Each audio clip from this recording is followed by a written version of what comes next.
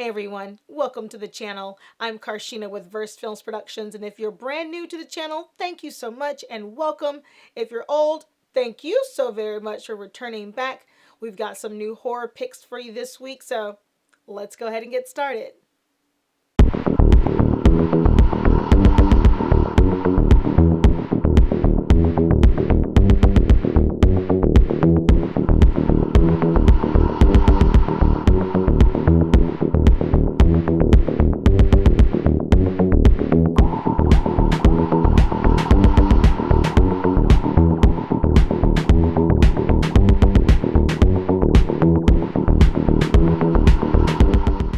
Thanks for joining in on our Screamtober all month long. And what has got to be one of M. Night's best of the best, the creme de la creme and the twist of twists, is his film, The Village, rated PG-13 with a runtime of 1 hour and 48 minutes and giving us A-list performances from Oscar winners and other Oscar-nominated all-star cast members.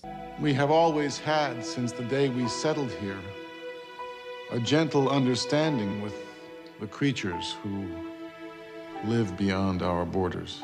The Village is a 2004 American period thriller film written, produced, and directed by M. Night Shyamalan. The film is about a village whose population lives in fear of creatures inhabiting the woods beyond it, referred to as those we don't speak of. Residents of the small, isolated 19th century Pennsylvania village of Covington live in fear of those we don't speak of, nameless, humanoid creatures living within the surrounding woods. The villagers have constructed a large barrier of oil lanterns and watchtowers that are constantly staffed. After the funeral of a child, the village elders deny Lucius Hunt's request for permission to pass through the woods to get medical supplies from the town. After Lucius, played by Joaquin Phoenix, makes an unsanctioned venture into the woods, the creatures leave warnings in the form of splashes of red paint on all the villagers' doors. Ivy Walker, played by Bryce Dallas Howard, the blind daughter of Chief Elder Edward Walker, played by William Hurt, informs Lucius that she has strong feelings for him and he returns her affection. They arrange to be married, but Noah Percy, played by Adrian Brody, with an apparent developmental disability, is in love with Ivy himself. I fear our days of peace are over.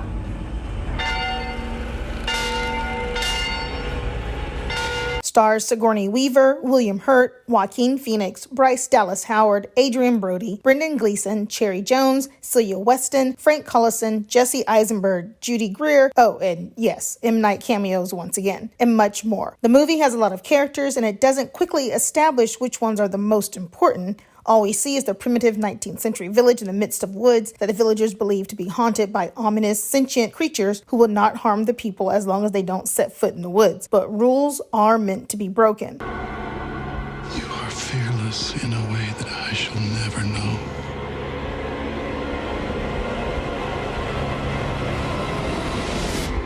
The love story between Phoenix and Howard is well handled and believable, transcending the romantic cliches. The two characters seem to possess a common understanding and don't have to talk much in order for us to feel the developing bond between them. But what they do say to each other is intriguing. My favorite line is, "Sometimes we don't do things we want to do so that others won't know we want to do them." Their personalities also transcend stereotypes, particularly with Phoenix. While stoic and courageous, he's also shy and withdrawn, as revealed in scenes where he passes letters to the public council instead of speaking in front of them. His ultimate significance to the story turns the heroic convention on its head. Everyone in the village speaks in an oddly formal manner, using big words and avoiding contractions. The accents are American, but the diction is like that of a 19th century English novel. Amazingly, the actors make this language sound natural as it rolls off their tongues. Much of the film concerns the relationships of the characters in the village, but the mystery of the creatures also dominates the plot. This is more of a quietly creepy Twilight Zone style tale than outright horror. I have always pictured them in some ways as our protectors. They have allowed us to live here, nestled amongst them in this untouched place.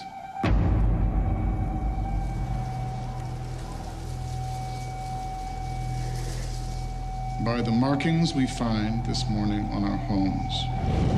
Like Shyamalan's other films, it ultimately carries a message of hope and optimism. But Shyamalan does not forget his horror roots. No other Hollywood filmmaker today is better at crafting scenes where a character is being haunted by an evil presence. These scenes work because of Shyamalan's acute sense of how nightmares feel. Like all skilled horror directors, he knows not to focus on the monster itself, but on the panicked reaction of the character being stalked. While the use of a blind character is hardly a new device, Shyamalan handles the scenes with Howard in an interesting way. Instead of the usual approach of teasing the audience by showing exactly what the blind character doesn't see, he practically makes us blind along with her. He has the camera follow her as she walks so that we don't see what's in front of her. We soon realize that we are seeing little more than what she is able to discern about her surroundings. In crucial scenes, we are effectively almost as much in the dark as she is. The film has the same basic structure that Shyamalan always uses, where we are swept up in the events and only at the end do we find out what the movie was truly about. From there, we have to think backwards to understand the ultimate meaning of the story. Every time you rewatch the film, you notice new things each time. For anyone seriously interested in the art of film, The Village is worth a viewing just for its cinematography and score. James Newton Howard's score is at his best in a very long list of credits. The music always provides just the right atmosphere, sense of wonder, mystery, pathos, and suspense. Roger Deakins' cinematography is equally brilliant, capturing a slight eeriness, sense of foreboding, and comfort all at the same time. And with an ingenious use of colors, much of the film leans towards rich yellow-orange hues and tints with strong green accents in the grasses and trees. Whenever red is introduced,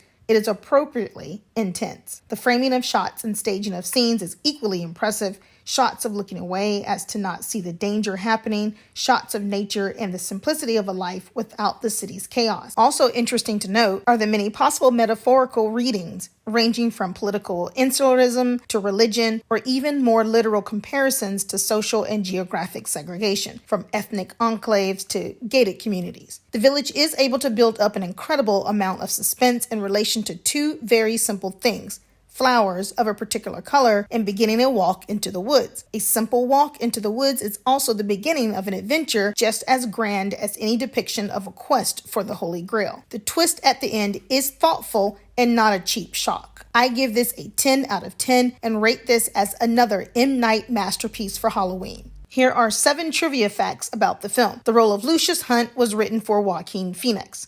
Director M. Night Shyamalan put the entire cast through a 19th century boot camp in order for them to get a good feel for the time period. The film is included on the film critic Roger Ebert's most hated list. The director cast Bryce Dallas Howard without an audition after seeing her perform on stage. The newspaper that Jay the Guard, which is Shyamalan, is reading at the end is the Philadelphia Inquirer, which proposes the story is set in Pennsylvania, as are most of other Shyamalan movies. M. Night is the guard at the desk in the guard shack when Kevin goes for medical supplies and equipment. You only see his face in the reflection of the glass medicine cabinet when Kevin opens the door. It took the crew 11 weeks to build the set for The Village. There were nearly 300 people in the scenic and construction department. So there you go, and there you have it, The Village. Check out your local listings as to where it's playing for Halloween.